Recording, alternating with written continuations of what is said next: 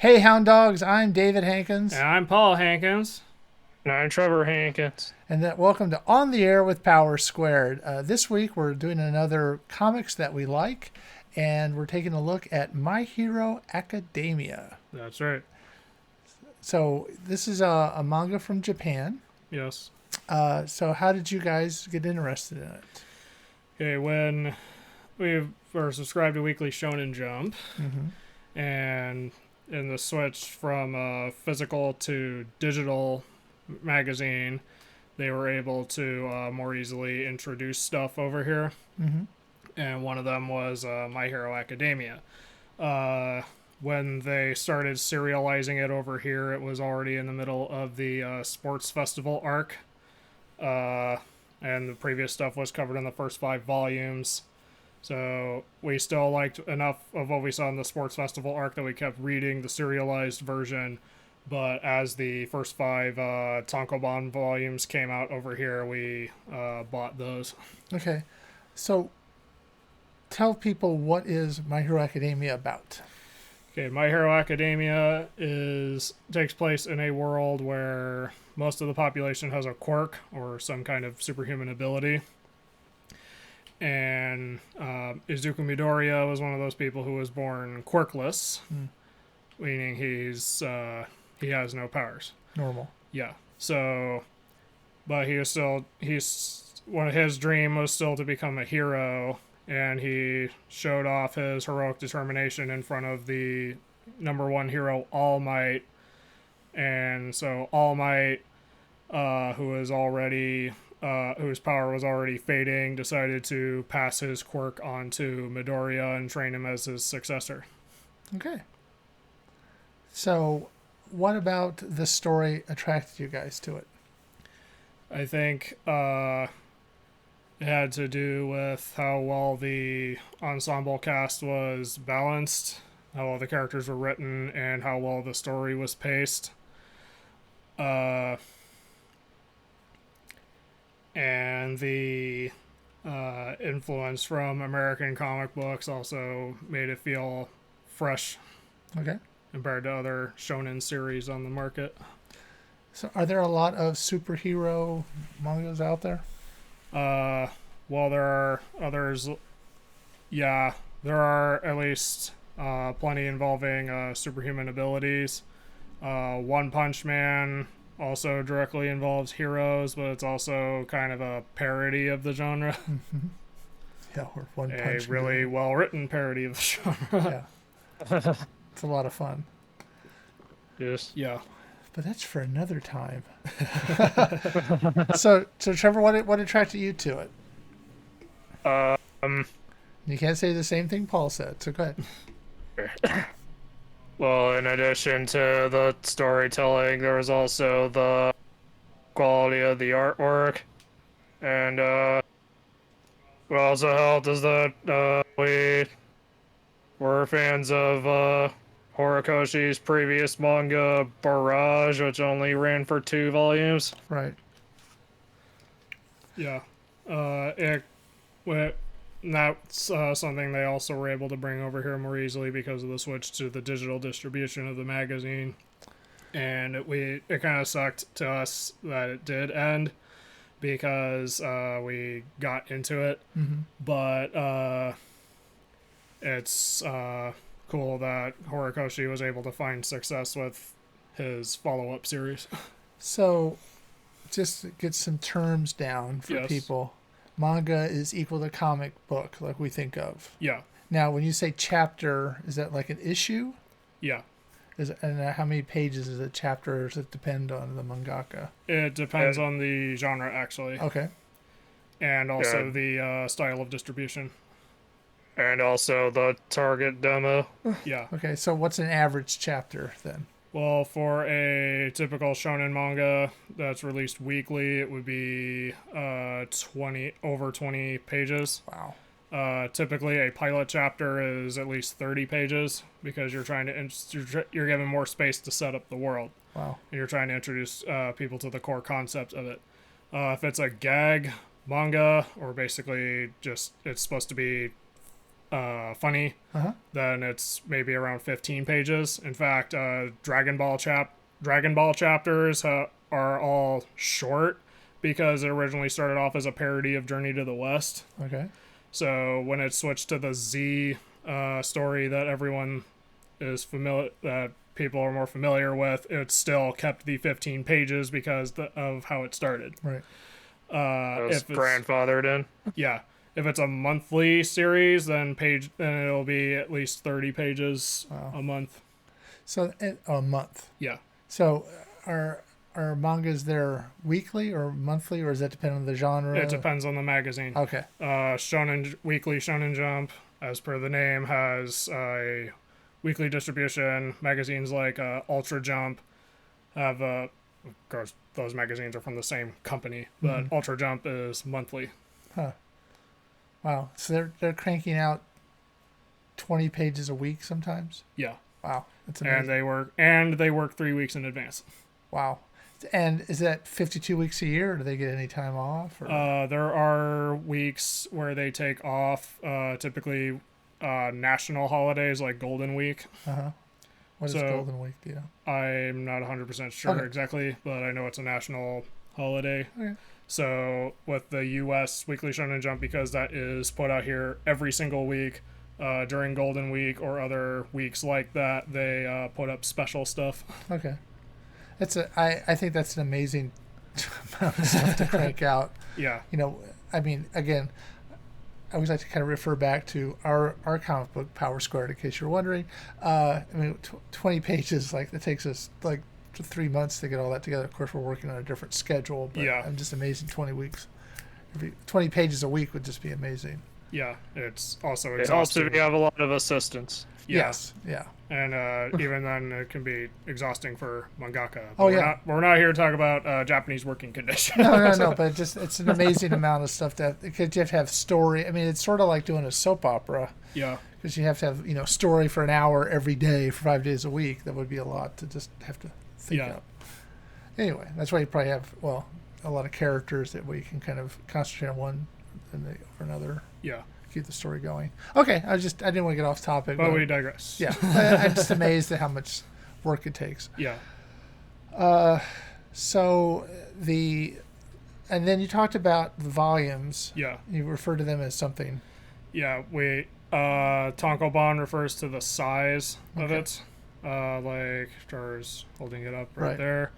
A Japanese tankobon is a little bit smaller than an American tankobon, but still. So it's basically the size of slightly bigger than a normal paperback. Yeah. Okay.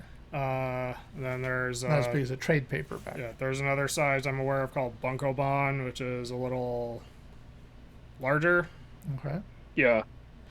There are, I don't know all the terms for. Okay. I was just collected manga. I'm just trying to help if you're watching and don't know what we're talking about, at least you get a little idea what the terms mean. I guess at this point I'll mention with the story of My Hero Academia, you're up to the beginning of season 5. Right. Of the anime. Yeah. And we're up to which volume of the manga? 27. Yeah. So how long has this been running? It's been running since 2014. Wow. And the anime has been running since 2016. Okay. So pretty quickly it turned into... Is that a common thing? I mean, obviously, a lot of anime seems to come from manga. Yeah. But I'm sure that's not 100%. There's a mixture of... with anime, there's a mixture of original concepts and adaptations. A lot of them are adaptations of either manga or light novels, but in the case of manga, the turnaround time depends on when the mangaka says yes to an offer. So some accept it like really early, but that also means there might be more filler because you're gonna overtake the manga really quickly. Right. That's maybe why they switched more to the season style schedule, like My Hero Academia. But some it takes a long time for them to say yes. Like JoJo's Bizarre Adventure took Hirohiko Araki over 30 years to finally say yes. Wow. So do you know how many episodes they would do in a season normally? It depends. Yeah. So like the first season of My Hero Academia is 13 episodes, Wow. but then later seasons I want to say can be like 26. Because I mean, I've seen some where the season count was like 400 for the first season. Or something. I mean, they do crank those out. Yeah. So it's a way different. I mean, anime is much more mainstream in Japan than it is here. Yeah. I mean, it just seems like it's more everywhere. Yeah. Here it seems like it's very regimented. Certain shows, certain times. Yeah. You have to go more out of your way to get it here. Right. And manga is kind of read by everybody, isn't it? Yeah. And they have mangas that hit older people, younger people, and yeah. That's why they have different. That's like, for example, shonen means it's aimed at Young boys. Yeah, young boys. Okay, shonen means young boys. Okay. And seinen. Seinen means it's aimed at older men. Okay. Yeah. So like, for example, JoJo's Bizarre Adventure went from a shonen magazine to a seinen. Things I didn't know. So so we've been watching the anime for the last 5 seasons. We're on season 5. So yeah. Now, how different is the anime from the manga? That's season 1. Okay, hey, Yes. there you go. The anime is actually pretty faithful to the manga. It might deviate here and there. I'm not quite sure, but there's actually minimal filler. There's also some minor censorship. Yeah, because they have their own broadcast Standards. Yeah. For example, that depends on the time slot and channel. Okay. Say, like, for example, the character Midnight, the anime makes it more obvious that she's wearing a bodysuit. Right. Yeah. As opposed to the manga pages where it looks like it's the same color as her skin. Right. Yes, Midnight. Yeah. So, do you guys have a favorite character? Well, I guess kind of. Let's see. Favorite character is a little hard. Okay. Because there are multiple characters that you like. Yeah. For different reasons. For like the students, I guess the main 3 characters are well done to me. Like Midoriya, like his determination and how he gradually figures things out for himself. Mm-hmm. And he goes his arc with figuring out how to handle his quirk one for all is really well written. Like he at first thinks he has to, for example, at first thinks he has to focus it all on one point for it to be effective, but then he realizes he can hurt himself less if he actually spreads it out across his entire body. Right. Or he then figures out how to go between that and how to do that and then focus it on one point. Okay, so he is obviously the focus of the series and the manga and everything. But there, as you said, there are other characters. Yeah. Like Todoroki is a pretty complex character. Right. He has a rough background and has a odd relationship with his we have a rocky relationship, I guess, with his dad is the Endeavor, who starts off as the number 2 hero. Mm-hmm. His main power seems to be fire. Endeavor's. Yeah, Endeavor's power is fire. Todoroki can use fire and ice, and the way he uses his power also actually ties in with his relationship with his dad. Right. Because at the first he was trying really hard not to use his fire powers because he didn't want to be anything like his dad. And then Midoriya convinces him that like maybe it's okay to use his fire powers. Right. And so it's not the fact that he's using his powers, it's how he uses his powers. And he, over the course of the series, figures out how to use both of them in tandem.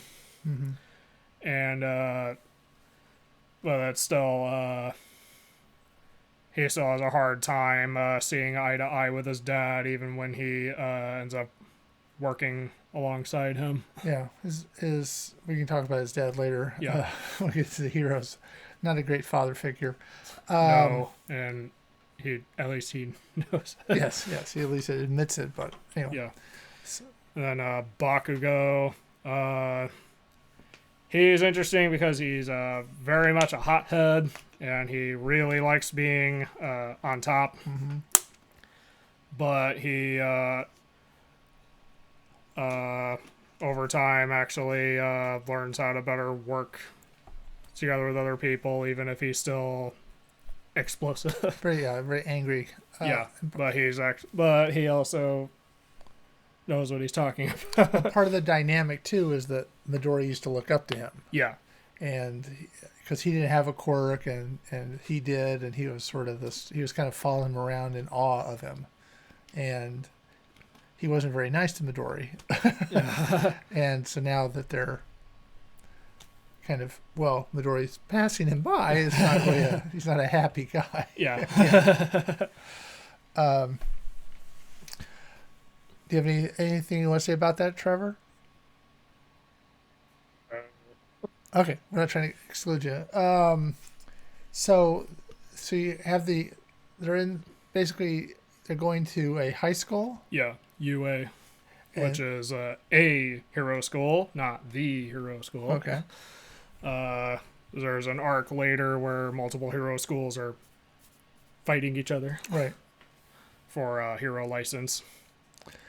I'm or always provisional license. I'm always amazed at how much they must spend on building these practice centers for the kids. They destroy like whole city blocks of stuff. Yeah. Being a superhero is a really messy, job. So there are heroes that have powers. Yes. All Might starts off as sort of, he's kind of, I would say, the Superman of this. Yeah. He's Mr. Clean Cut. The symbol of peace. Yeah. And, it's, what was his little catchphrase? I am here. I am here. Yeah. It's more like, I am here. Yeah. So that was, real. And I also like, again, his voice gets deeper or whatever. He's got a different voice than the regular guy does. So he starts off as the main hero, but his powers, he's been major hurt. Yeah. And he's losing his powers. Yeah. And he gives them to Midori. Yeah. Midoriya inherits his quirk. And actually part of One for All is that it can be inherited by multiple people, and it grows more powerful each time it's passed down. Okay. And people add on to it. Now, is it sort of just a catch-all power, or what's the main part of it? Well, its main ability is super strength. But where it's going in season 5 is they're hinting, and where it's already touched in the manga, is hinting at a hidden depth to the power. Right. So Midoriya has inherited. They kind of have it at the same time, don't they? Yeah. Midoriya basically gets to have it at full power, even though his body can't completely handle it yet. Right. Because of how All Might was injured while battling All for One. He is it's just the flame is just kind of fading for him. Right. Sub ability of One for All is the ability to pass it on to someone else if they desire. Right. Yeah. So you got All for One and One for All. Right. Yeah. Yeah. So the opposite, just the wording's different. Yeah. And so can villains do the same thing? No. Okay. The only other way for someone to inherit a quirk is reproduction. Okay. It seems like sometimes, like Midoriya is sort of, basic kid, Yeah. 15-year-old, right? Yeah. But then some of them are their whole body they get mutated basically by their power. Yeah. You want to talk about that at all? Well, the reason that happens is more the genetic lottery, and that also just random. Yeah. And getting a random ability or whatever from whatever circumstance also can influence how powerful the quirk is. Like some people have quirks that aren't too powerful, so they can't really do anything, or it's enough to make part of their lives more convenient. So I guess it just comes down to luck, what kind of quirk you obtain. Right. Some people who choose to become heroes have, well, one, their quirk is suited for hero work, or their quirk is used creatively enough that they can be effective as a hero. Mm-hmm. And there's hero rankings. Right. And usually people with really powerful quirks like Endeavor or Hawks, Mm-hmm. who's introduced later, rise up really quickly in the rankings because their quirk also lets them effectively save people. Now, we were talking earlier about One Punch Man. Yeah. There's sort of a hero ranking in there too. Yeah. But it's a different letter ranking, isn't it, or something like that? Yeah. Versus 1, 2, 3, 4. Yeah. I just find it interesting that it must be a lot. I don't think we have that kind of in DC Marvel world. There's not that kind of ranking so much. Right. The closest equivalent is like saying this character is an A-list character because they're not obscure. Right. Or this character is a Z-list character because they're super obscure, and the only way you're going to see them is in a comic like Deadpool. Right. Well, yes. As Deadpool interacts with a lot of Z-list characters. Right. Probably cheap to get. So yeah. So in addition to the manga and the anime series, there's been some movies. Yes. And where are those kind of placed? Okay, the first movie, Two Heroes, Which Trevor's holding up. yes, is placed between the final exam and forest training camp arcs. Okay. I want to say. Sidebar, in Japan, they have multiple final exams in a year. It's a whole different structure of schools. Yeah. Just Anyway, for that one, they actually even had a filler episode dedicated to setting up the background and themes of the movie. As part of the premise is that when All Might was in America, he had a sidekick named David Shield. Mm-hmm. And the movie deals with the fact that All Might's power is fading. And of course, only a few people at the time know that, including Shields. So David Shields is trying to help All Might regain his power. Then there's another villain who is... there's a villain who is trying to take advantage of the situation to take out All Might. And this movie takes place on an island. I remember that. Yes. So it's sort of separate from the rest of the... Yeah, it's a convenient way to isolate it from the rest of the story. Right. And so there's that movie, and then there's a second movie. Yeah, Heroes Rising. Which Trevor's also showing. Yes. We have a lot of Blu-rays. Yeah.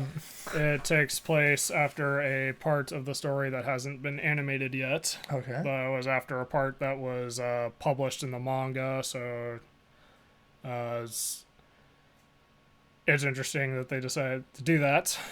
But anyway, that also takes place on an island. Huh. Class 1A is filling in for the island's guardian hero until they can designate a new guardian hero.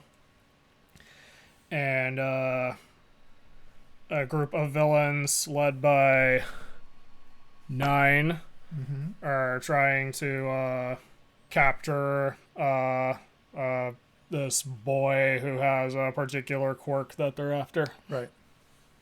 Yeah, the villains tend to have a lot of masks and Yeah, take I guess that makes them mysterious. right, and they seem to take more horrific shapes Yeah, when they really mutate it. yeah. Yeah. What was interesting about I liked both of the movies. Heroes Rising was probably done better. There's also this like beautifully animated climax, where Midoriya and Bakugou are up against Nine, who has 9 quirks, even though we don't see all 9 of them. You gotta say something back for the sequel. Yeah. Well, anyway. Make something up. What was interesting is that movie gave them used 9 to give them a way of fighting All for One without actually fighting All for One. Okay. But anyway, I thought it was well written and animated. Okay. And the climax of Heroes Rising, Horikoshi actually said that he wanted to top the ending of Two Heroes. He ended up using a concept that he had originally planned to use for the ending of the manga. Not gonna say what it is, because it's spoilers. But now he has to come up with something else. So And they're still working on a third movie because he wasn't sure they were going to do that at first because he wasn't sure how he was going to top the ending of the second movie. But I guess he must have figured something. I know that sometimes the mangaka kind of plans on when it's going to end, like One Piece is sort of planned ahead. It's going to end at a certain point. Has that been determined yet for My Hero Academia? Not 100% certain, but there was a hint that if it hasn't already, it was going to enter its final arc soon. Which, again, could last... It could still last years. Yes, okay. Like One Piece, they're going to end... It's supposed to end within maybe 4 or 5 years. Okay. But that's the final arc is probably going to last 4 years. Wow. Quite a different way of doing things, I guess. Yeah. Well, they finally reached the One Piece, though. That's They had good. better. So they're heroes, and they're students trying to become heroes. Yeah. And then there are also the villains we've kind of touched a little bit on. Yeah. So I find the villains to be really creepy. Yes. And the one that's now in the anime series, Dabi, Yeah. it looks to me like he's stitched together or stapled other people's skin on him or something, or he's burned or whatever, Yeah. but it's just really creepy looking. It's like kind of the wall. Well, I guess they're the villains. They're supposed to look creepy. Yeah, they do. And Toga, is a girl who is just way too into it. I'm not a fan of hers. No. No. Then you have Twice, who kind of looks like Deadpool. And kind of acts like Deadpool. Minus the fourth wall breaks. It's you always, when you see the villains, it's like, oh god, what horrific thing are they going to do to these kids? Yeah, I mean that's very effective too. Yeah. I mean, because you're like, wow, you just have no idea what they're capable of doing. Yeah. What's actually interesting about the villains is that, at least for the League of Villains, who are sort of the main ones that the series follows, there's an entire arc, I guess you could call that My Villain Academia, Okay. that actually focuses on them and fleshes them out as people. Mm-hmm. So you end up actually, unlike before, you end up actually getting attached to them. Okay. because they actually go through some interesting character development of their own. Like, for example, Twice got fleshed out really well. And you also learn Shigaraki's tragic backstory. And which one is he? Shigaraki He's the is... guy with Okay. the hand on his face. Yeah, Just trying to make sure Yeah, people know what we're talking about. Yeah, he's like one of the. It was like the first creepy villain for me. It's like, what's this guy's got? Like, and it's not like his hand connected to his arm. It's just a hand yeah. hanging on to his. And what is his quirk? I forget the name of his quirk, but he can basically disintegrate anything he touches. Yeah. See, that's kind of freaky. Like, it'll just poof. And so you kind of understand the heroes are out there to save humanity in the world. What are the villains out to do? Well, Stain, the hero killer, his plan was to end the current regime of heroes because he didn't like how things were going. And he thought that the current age of heroes was people who are not the same as the previous age of heroes. Worthy? Yeah. He doesn't think they're worthy of being called heroes, so he wanted to dismantle the system. Okay. And so Stain ends up having a ripple effect on all the other villains. So a lot of them were influenced by Stain's words, or there's another group of villains that's going to be introduced in the anime later, I want to say, whose motivations revolve around the idea of quirks. Okay. Because wasn't there one of the plot lines was that they could take away heroes' quirks? Yeah. Yeah. All for One has the capability of doing that. He also can give people quirks. Right. Okay. So he can do that. Yeah. Okay. And that's actually where One for All came from. All right. So what other interactions have you guys had with this Series. Well, There's Comic-Con. yes. You want to talk about that? Yeah, let's talk about Comic-Con, because that was part of the, I'll say, Viz riots or whatever. Okay, so the cool stuff is at a Comic-Con they had some cool exclusives, like an alternate version of Volume 1, drawn by Horikoshi himself. Also, these manga replicas. Yes. Like, we got one of Midoriya punching out Stain. And there are a couple more that involve the villain overhaul. Yes. Okay. Suitable for framing. Yes. So was My Hero Academia behind the big, couple years ago, Viz was having a signing? Yes, they were having they announced a signing with Kohei Horikoshi, and they handled it very poorly. The ticket drawing was on the floor. That was their first mistake. If you've ever been to Comic-Con or you haven't been, it's sort of like you're like a shark. You have to keep moving or die. Yeah. They don't like people standing around. Sometimes it's like swimming. It can feel like you're swimming upstream. Right. But they want you to keep moving. You're not supposed to stay in one place and the problem with the Viz thing was, line up. We're not going to tell you where or when, but be around, but don't be around. And there was just a ton of people in one spot at one time. Yeah. Yeah, because I don't know what the deal was exactly with that, but I did end up reading comments later from My Hero Academia fans who were like disappointed because there were people who waited from like the crack of dawn to get in to get the thing for the Horikoshi signing, and then oops, you weren't able to get it. This other person who came in way later was able to get it, because they also made it a first come first serve instead of doing what they did with what Konami did with Kazuki Takahashi, which was the by far the coolest interaction I've had with a big name person at a con. Yes.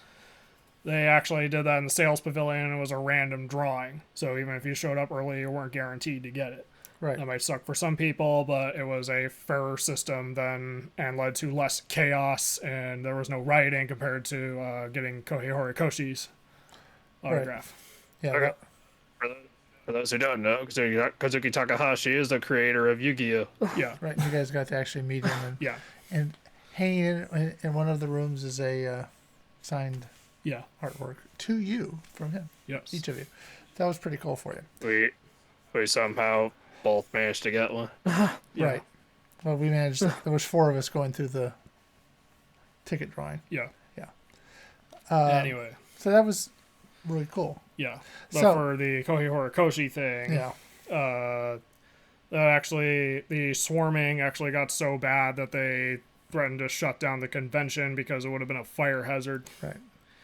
And the explosive popularity of My Hero Academia also made it really hard to get into the Viz booth to get My Hero Academia exclusive, Right. themed exclusives. They would sell it really quickly. Yeah, we were able to do it through this one weird tip or one weird trick, but we're not going to break the magician's code on that. Right. So that's. We'll go with this to our graves. But anyway. So, is there anything else you want to talk about with My Hero Academia?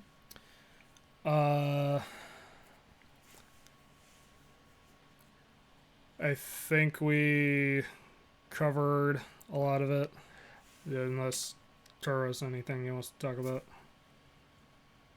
I'm not sure, aside from the fact that probably something to clarify is that when we were referring to the anime, we're referring to the English version, not the Japanese version, which had already aired. Yeah, we were pretty much dub only people, so we were watching the dub through the Toonami broadcast. How far behind is the Toonami to the? A few weeks. Okay, so it's pretty. They're still the same season basically we're watching. Yeah. Okay. So I like to bring everything back since this is called On the Air with Power Squared to Power Squared. Has there been any influence from My Hero Academia? Maybe not any direct influence, but there are some at least superficial similarities. Yeah. Like much like Midoriya has a mentor figure in All Might, in Power Square, Marty and Eli have that mentor figure in Mocha. Right. Who also was the person who, much like All Might to Midoriya, was the person who granted them their powers. Right. Which was written before we knew anything about it. Yeah. And then it also takes place at a school. It takes place at a community college versus a high school. Yeah. And instead of learning, they're going to school to learn more about their powers. They're kind of going to school to keep people from knowing they have these powers. It's a little different Yeah. vibe. And they don't, again, one of the things I like about our characters is they don't change into outfits when they are called upon to do something. Yeah. Which now I'll say costumes or outfits or uniforms, whatever however you want to call it, that the superheroes wear in My Hero Academia kind of enhance their powers, right? Yeah. And even the students have costumes, and they can have them modified during the school year to better fit where they are with how they handle their quirks. And one of the students' quirk is being able to do that, right? Okay. Yeah, Hatsume, her ability gives her super eyesight. Yeah. So she can see things really up close, which helps with her being in the support course, because she really likes making support items for the other students and heroes. So her quirk makes her job easier. Okay. All right. So. for My Hero Academia. Yeah. Remembering the closest American equivalent to My Hero Academia would be the movie Sky High. Right. Yeah, it's actually funny how many similarities there are. Right. Like, the main character is even at least seemingly powerless. Right. And Yeah. he has He's waiting for his thing to come out. yeah. Right. And there's even And his father is basically All Might. yeah, Right. Yeah. there's even a saving citizens exercise. That's right. Yeah. And Right. and a teacher with a voice-based quirk or power. So I would also recommend watching Sky. Yeah, that movie actually holds up really well. That's really very funny. All right. Well, I think we've kind of covered it. Yeah. If you're watching this on YouTube later and you like these kinds of conversations, consider liking and subscribing and leaving a comment if you have your own opinions on My Hero Academia, because that would really help the algorithm. Right. And also, I just remind people, if you're watching this, we have a new issue of Power Squared out. Yes. Issue number 11, What's in a Name, Part 2, which means you probably want to get issue number 10 as well. And it's available in print and digital on different platforms. You can find all of them at powersquarecomicbook.com and just go to the campus store. Right. All right. So until next week, I'm David Hankins. I'm Paul Hankins. I'm Trevor Hankins. And you've been on the air with Power Squared.